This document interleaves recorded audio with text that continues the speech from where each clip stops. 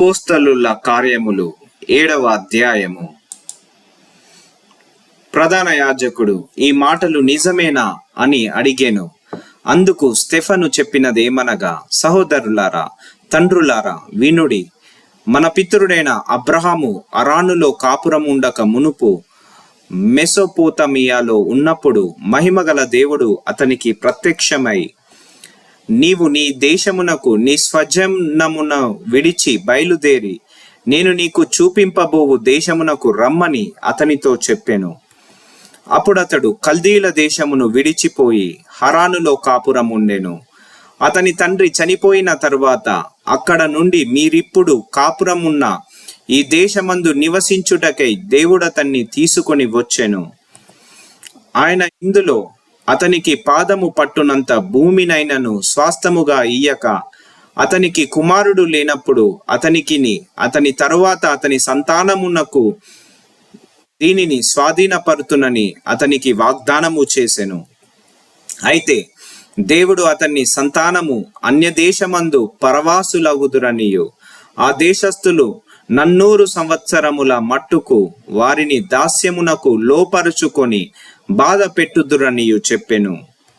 మరియు దేవుడు ఏ జనమునకు వారు దాసులయ్యుందురో ఆ జనమును నేను విమర్శ చేయుదుననియు, ఆ తరువాత వారు వచ్చి ఆ చోటనున్న సేవింతురనియు చెప్పెను.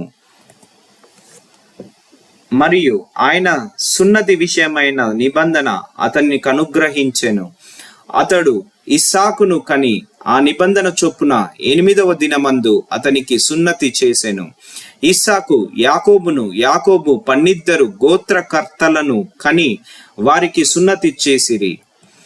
ఆ గోత్రకర్తలు మత్సరపడి యోసేపును ఐగుప్తులోనికి పోవుటకు అమ్మివేసిరి గాని దేవుడతనికి తోడైయుండి అతని శ్రమలన్నింటిలో నుండి తప్పించి దయను జ్ఞానమును ఐగుప్త రాజైన ఫరో ఎదుట అతనికి అనుగ్రహించినందున ఫరో ఐగుప్తునకును తన ఇంటికంతటికిని అతనిని అధిపతిగా నియమించెను. తరువాత ఐగుప్త దేశమంతటికిని కనాను దేశమంతటికిని కరువును బహుశ్రమయు వచ్చెను గనుక మన పితరులకు ఆహారము లేకపోయెను. ఐగుప్తులో ధాన్యము కలదని యాకోబు విని మన పితరులను అక్కడికి మొదటిసారి పంపెను. వారు రెండోసారి వచ్చినప్పుడు యోసేపు తన అన్నదమ్ములకు తన్ను తెలియజేసుకొనెను. అప్పుడు యోసేపు యొక్క వంశము ఫరోకు తెలియవచ్చెను. యోసేపు తన తండ్రి అయిన యాకోబును తన స్వజనులందరినీ పిలువనంపెను. వారు 75. యాకోబు ఐగుప్తునకు వెళ్ళెను.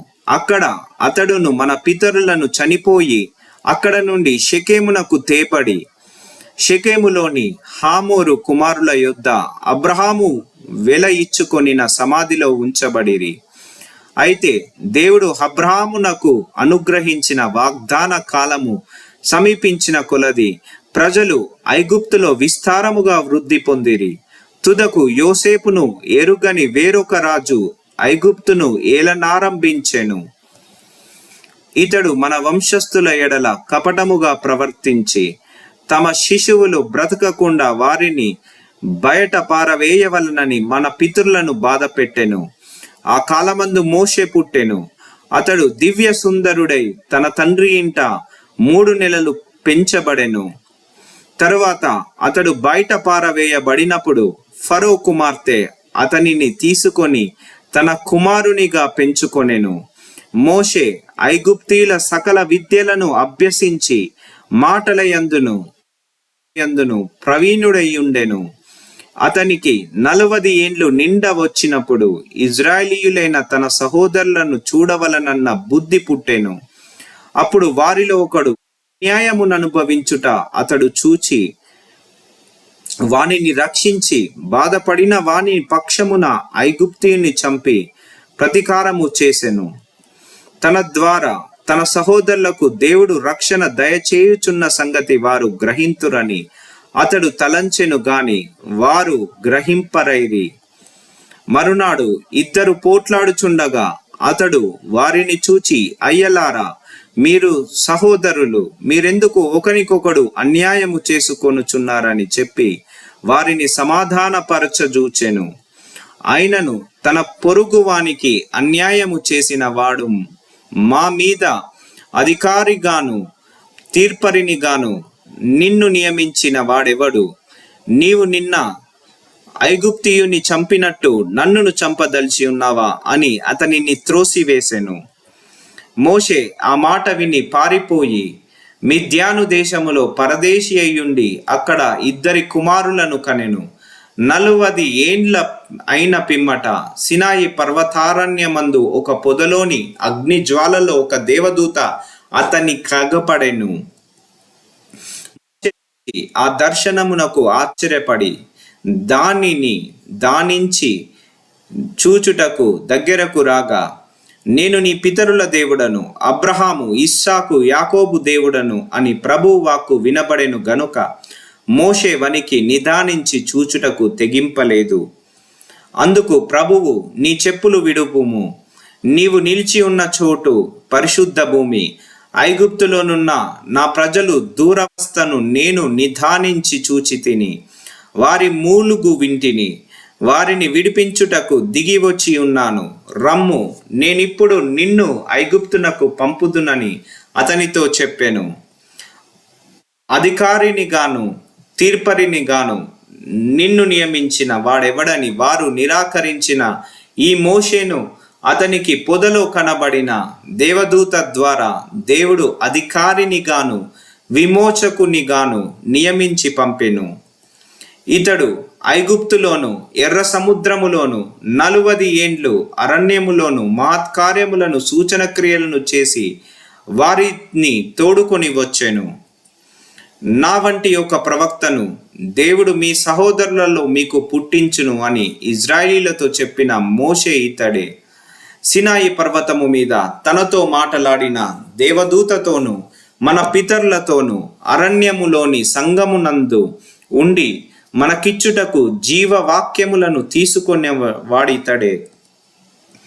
ఇతనికి మన పితరులు లోబడనొల్లక ఇతనిని త్రోసివేసి తమ హృదయములలో ఐగుప్తునకు పోగోరిన వారే మాకు ముందుకు నడుచున్నట్టి దేవతలను మాకు చేయము. ఐగుప్త దేశములో నుండి మనలను తోడుకొని వచ్చిన ఈ మోషే ఏ మాయనో మాకు తెలియదని అహరోనుతో అనిరి. ఆ దినములలో వారొక దూడను చేసుకొని ఆ విగ్రహమునకు బలినర్పించి తమ చేతులతో నిర్మించిన వాటి అందు ఉల్లసించిరి.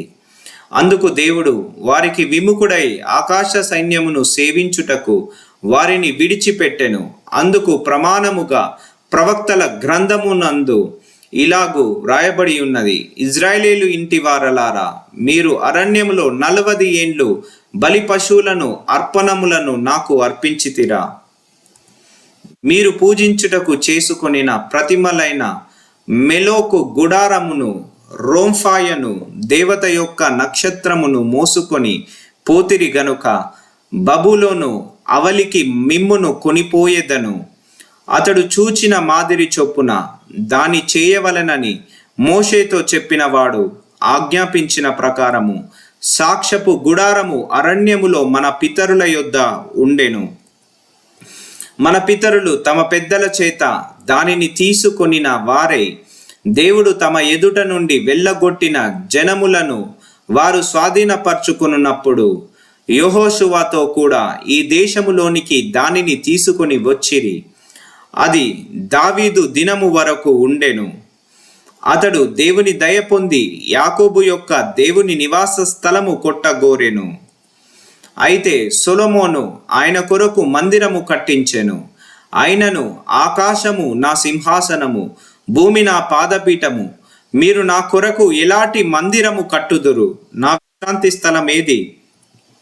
ఇవన్నీ నా హస్తకృత్యములు కావా అని ప్రభువు చెప్పుచున్నాడు అని ప్రవక్త పలికిన ప్రకారము సర్వోన్నతుడు హస్తకృతాలయములలో నివసింపడు. ముష్కరులారా, హృదయములను చెవులను దేవుని వాక్యమునకు లోపరచ నొల్లని వారలారా, మీ పితరుల వలె మీరును ఎల్లప్పుడూ పరిశుద్ధాత్మను ఎదురించుచున్నారు. మీ పితరుల ప్రవక్తలలో ఎవనిని హింసింపక యుండిరి. ఆ నీతిమంతుని రాకను గూర్చి ముందు తెలిపిన వారిని చంపిరి. ఆయనను మీరు ఇప్పుడు అప్పగించి హత్య చేసిన వారైతిరి. దేవదూతల ద్వారా నియమింపబడిన ధర్మశాస్త్రమును మీరు పొందితిరి గాని దానిని గైకొనలేదని చెప్పెను. వారి కోపముతో మండిపడి అతనిని చూచి పండ్లు కొరికిరి. అయితే అతడు పరిశుద్ధాత్మతో నిండుకొనిన వాడై ఆకాశము వైపు తెరిచూచి దేవుని మహిమను, యేసు దేవుని కుడిపార్శ్వమందు నిలిచి ఉండుటను చూచుచున్నానని చెప్పెను.